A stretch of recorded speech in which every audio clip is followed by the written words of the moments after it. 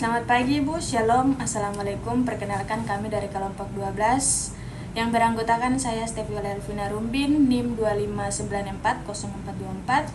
Saya Marwina Dipit Alwolka dengan NIM 25940451. Saya Magdalena Nita Menci dengan NIM 25940447. Kami akan menjawab pertanyaan atau soal yang telah diberikan kepada kami.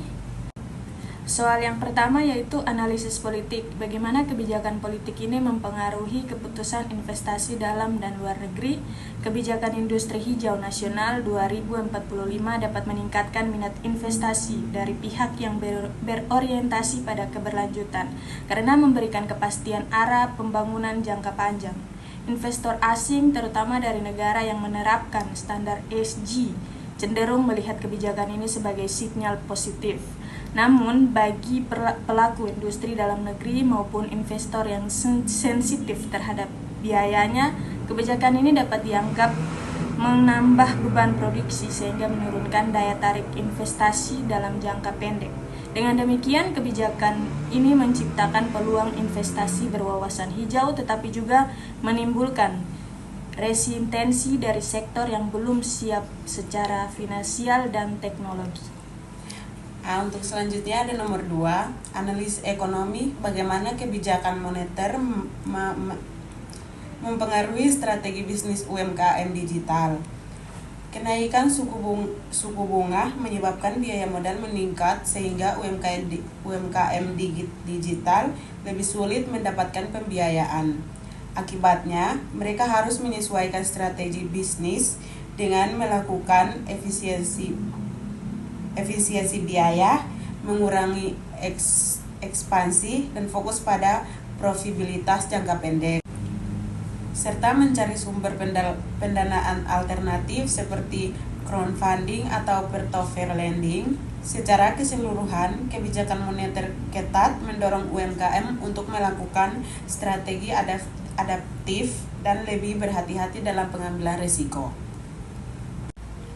Selanjutnya soal nomor 3, analisis sosial. Apakah sistem gig ekonomi menciptakan ketimpangan sosial baru di Indonesia? Ya, sistem gig ekonomi berpotensi menciptakan ketimpangan sosial baru. Pekerja gig umumnya tidak memiliki kepastian pendapat, tidak mendapatkan perlindungan sosial seperti BPJS, ketenagakerjaan, dan bergantung pada algoritma platform yang tidak transparan. Hal ini menimbulkan kelas pekerja rentan yang tidak memiliki posisi tawar. Di sisi lain, perusahaan platform memperoleh keuntungan besar dengan risiko minimal terhadap kesejahteraan pekerja. Ketimpangan muncul antara pemilik platform dan pekerja, serta antara pekerja gig dan pekerja formal yang memiliki jaminan sosial dan perlindungan hukum. Kemudian soal yang keempat, analisis teknologi. Apa risiko etika dan hukum yang timbul dari penggunaan AI generatif? Risiko etika meliputi penyalahgunaan data, plagiarisme, ketidakakuratan output, bias algoritma, serta hilangnya kreativitas manusia. Dari sisi hukum, risiko muncul ketika perusahaan menggunakan data pelanggan tanpa izin, melanggar hak cipta, atau menghasilkan konten yang tidak merugikan pihak lain.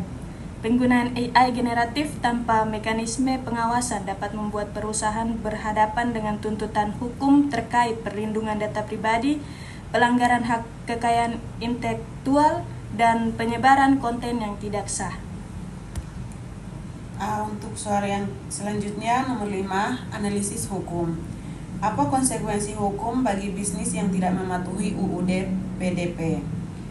Perusahaan yang tidak mematuhi UU Perlindungan Data Pribadi dapat dikenai sanksi administratif berupa denda, pembekuan layanan, atau penghentian aktivitas pengelolaan data. Selain itu, terdapat potensi sanksi pidana jika terjadi penyalahgunaan atau kebocoran data yang merugikan pengguna. Konsekuensi lain termasuk kehilangan kepercayaan konsumen, tuntutan perdata, serta kewajiban pembayaran ganti rugi.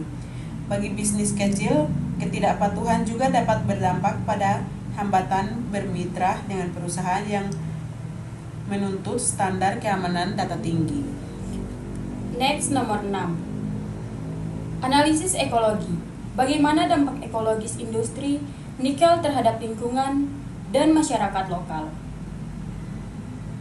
Ekspansi industri nikel menyebabkan kerusakan ekosistem seperti deforestasi, pencemaran tanah dan air, serta meningkatnya emisi karbon. Aktivitas tambang juga mengancam keanekaragaman hayati dan merusak kualitas lingkungan hidup masyarakat lokal. Dampak sosialnya meliputi konflik lahan, penurunan kualitas kesehatan, hilangnya mata pencarian tradisional, serta ketimpangan ekonomi antara perusahaan tambang dan komunitas sekitar. Meski industri nikel penting bagi transisi energi global, dampak harus diimbangi dengan penerapan standar ESG dan pemulihan lingkungan yang ketat. Sekian dari kelompok 12. Jika ada kekurangan, itu datang dari keterbatasan kita. Jika ada manfaat, itu karena ilmu yang Ibu ajarkan. Terima kasih atas perhatiannya. Assalamualaikum warahmatullahi wabarakatuh.